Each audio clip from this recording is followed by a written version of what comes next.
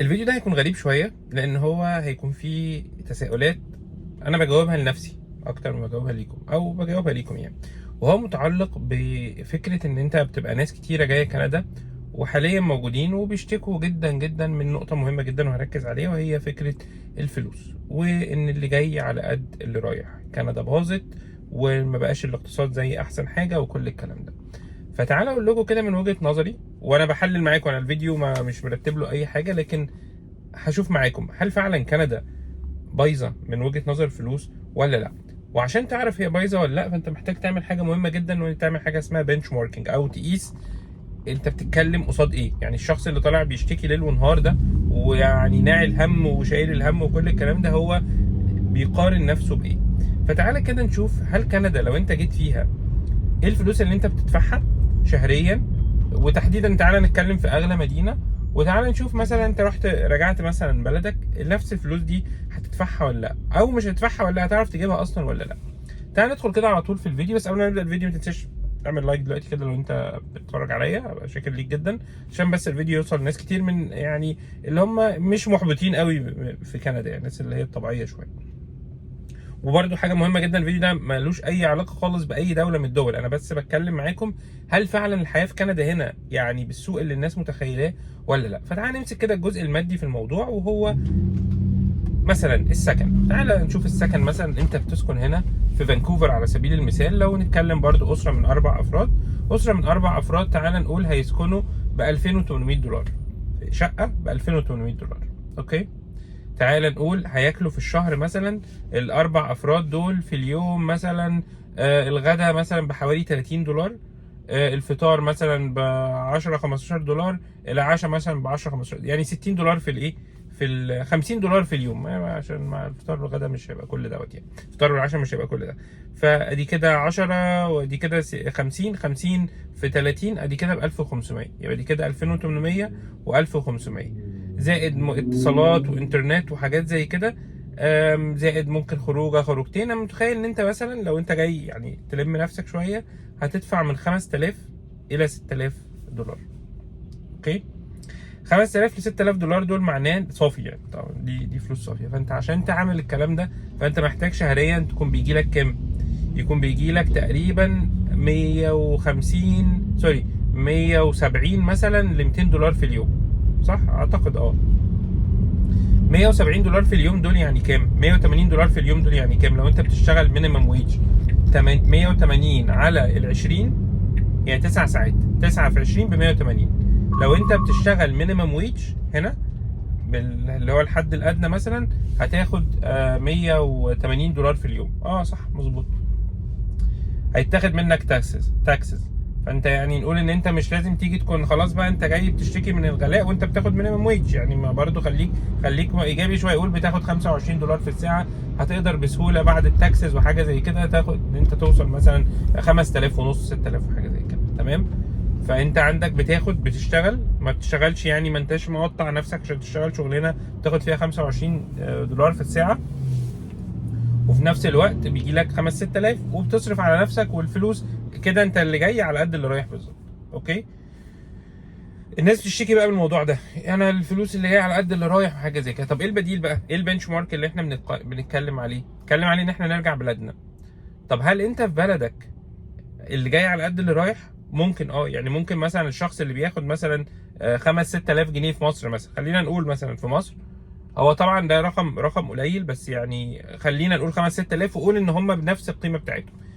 الفلوس اللي جايه ب 5 6000 كانك هتصرفهم وهتعيش زي ما انت، شقتك مش مأجرها بتاعتك، يعني الشقه اللي في مصر. فانت خلاص مفيش يعني البالانس في الفلوس. بس ما تيجي تبص على حاجه تانية بقى، حاجه مثلا زي المدارس. اول حاجه المدارس بتاعت الولاد، عشان تدخلهم مدارس زي الموجوده هنا. لو انت بتعمل بنش مارك بتاكل نفس الاكل في كندا في مصر او في بلدك اللي انت جاي منها، تعالى بقى نتكلم عن المدارس. عايز تدخله مدارس زي المدارس الكنديه، اللي هيقول لك بقى التعليم الكندي وحش ومش عارف ايه. بص يعني بايدك كده، ومفيش تعليم، يعني في التعليم في كل شبه بعض هنا في كندا. مفيش حاجه يعني واو واو مش واو. التعليم الحكومي عادي جدا، من التعليم الكويس جدا انا شايفه مش وحش. في شويه حاجات طبعا مش مقبوله ثقافيا لينا، لكن التعليم بكلمك على التعليم نفسه. وانت لو عايز تظبط نفسك وتعرف تسيطر على الموضوع هتعرف تسيطر. فانت بتتكلم على تكلفه المدرسه اللي انت فيها دي، لان خلي بالك برضو الافكار اللي انت بتتكلم فيها اللي مش عاجباك دي موجوده في كل حته، واللي يقول لك لا مش موجوده برضو ايه بكف ايدك كده وسلم عليه يقول له صلي على النبي. المهم، فانت بتتكلم عن المدارس عشان تدخل مدارس هنا وتدخل مدارس عندك، لا طبعا مش هتعرف. يعني انت لو بتقارن مش هتعرف خالص تدخل مدارس عندك لو انت فلوسك يا دوب الفلوس اللي بتجيلك على قد هنا. ليه؟ لان المدارس هنا مجانا، ولو دخلت برايفت فبرايفت برضو ما هياش غاليه الغلاء الفاحش. ندخل على حاجه تانية، ندخل على فانت المدارس كده تكسب شويتين ثلاثه هنا. ندخل على الجزء الثاني مثلا الصحه.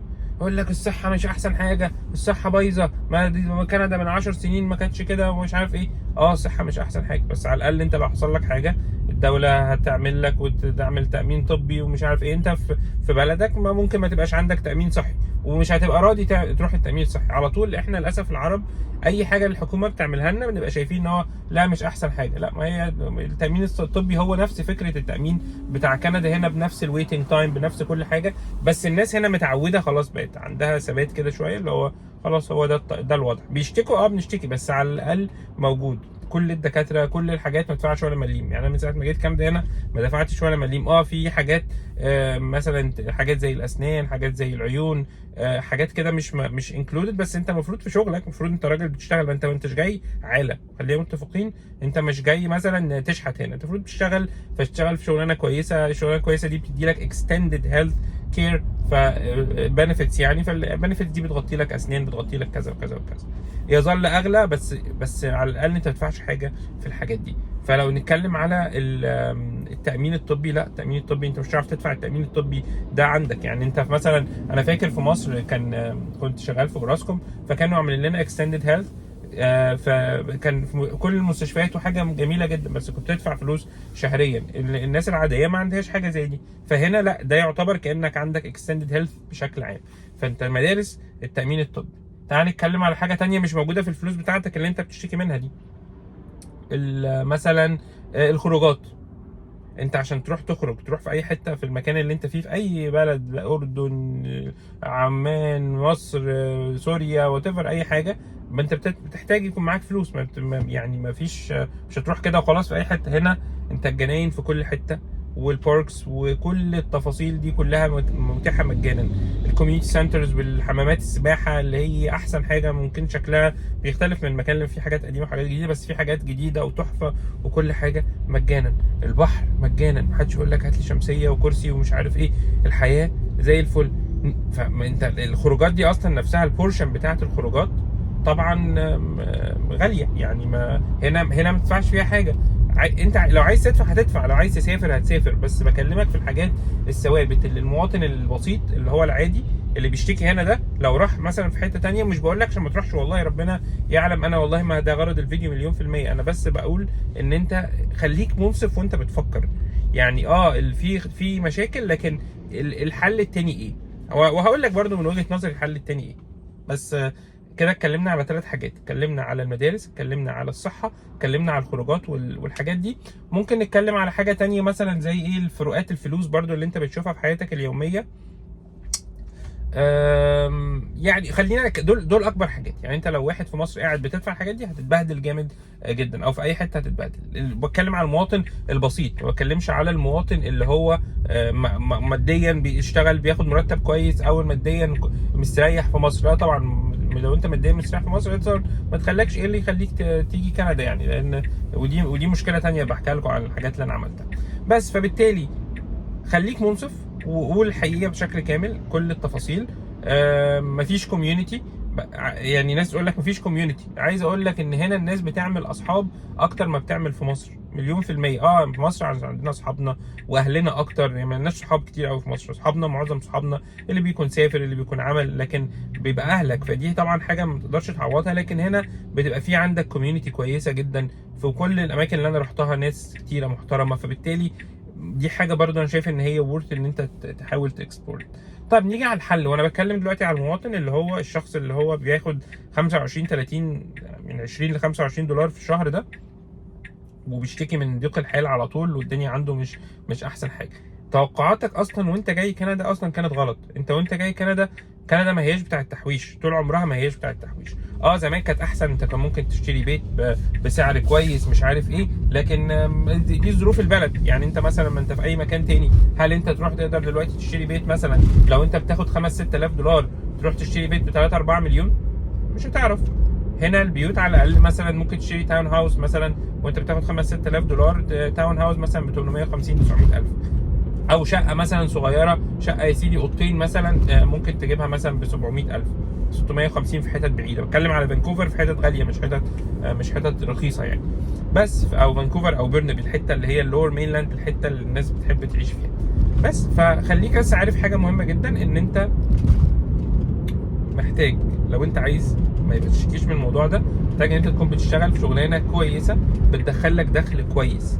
انما هتفضل شغال في شغلانه مينيمم ويج، او يعني شغلانه متواضعه، مش عشان هي متواضعه، اكيد انا مش بتريق على حد بيشتغل اي حاجه، بس لازم تبقى عارف ان انت نتاج اللي انت عملته في حياتك بس. فلو انت بتدور على حل، فانت عندك حلين.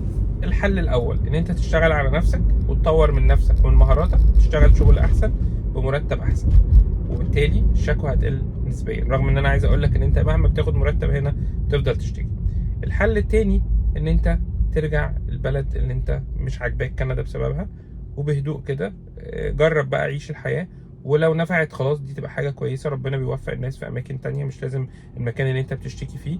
لو ما نفعتش هتيجي ترجع تاني كندا، بس الفكرة إن أنت ممكن الحياة ما تبدأش برضه زي ما أنت عايز. بس فدول الوجهتين النظر اللي أنا شايفهم. في حل تالت خالص بقى، إن هو إن أنت تحاول تؤمن إن الحياة مش مجرد فلوس، وان على طول الفلوس اللي بيشتكي صح، الموظف ده على طول لازم يشتكي. مفيش موظف شفته وحياته كده، واي حد بيشتكي يعني، بس الموظف عامه لازم يشتكي من ضيق الحال ومن ضيق الفلوس ومش عارف ايه وايه وايه. فانت يعني الحل الثالث خالص يعني ان تحاول ترضى بالواقع بتاعك، وتحاول ان انت تقول الحمد لله على الوضع ده، وتعمل يعني عارف انت ايه، تشوف مش بلاوي الناس، تشوف الحاجات التانية عشان تقول الحمد لله على الوضع اللي انت فيه. بس ده كده باختصار اللي انا كنت عايز اقوله لكم النهارده. لو عجبك الفيديو ما تنساش، لو انت وصلت لغايه دلوقتي، تعمل لايك كده وشير ليه، وخلي بالكم على نفسكم. وما تنساش تكتب لي في الكومنتس موافق على اللي انا بقوله ولا عندك راي تاني. واتمنى يكون الموضوع باحترام كده ونوع من انواع التقدير. شكرا جزيلا، السلام عليكم ورحمه الله.